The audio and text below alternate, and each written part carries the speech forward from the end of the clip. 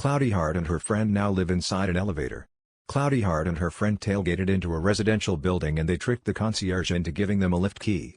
They then chose a lift and they now control that lift, and they are successfully squatting inside that lift.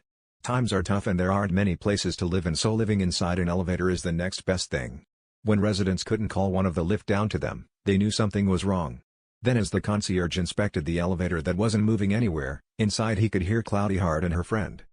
"Fuck off, we live inside this elevator now and we have the lift key," Cloudy shouted at the concierge. Now they did want to call the lift guy, but squatting laws will now need to be enacted, plus the lift guy did not want to be put under a situation where he could get hurt. Everyone could hear Cloudy and her friend enjoying their new home, which was inside an elevator. Nobody knew how to get them out and they knew the loopholes of squatting in places they shouldn't be going in.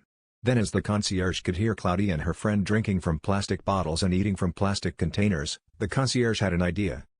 He started to talk to them about microplastics and how so many people will have microplastics inside their bodies.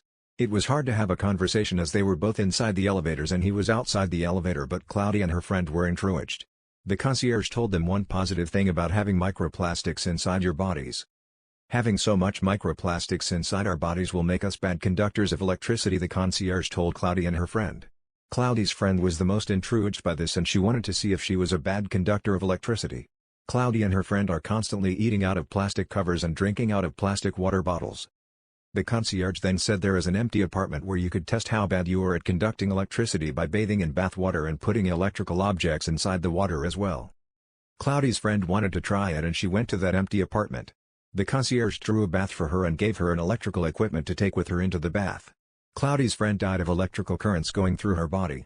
Cloudy came out of the lift crying for her friend, but the police were called and came in just in time.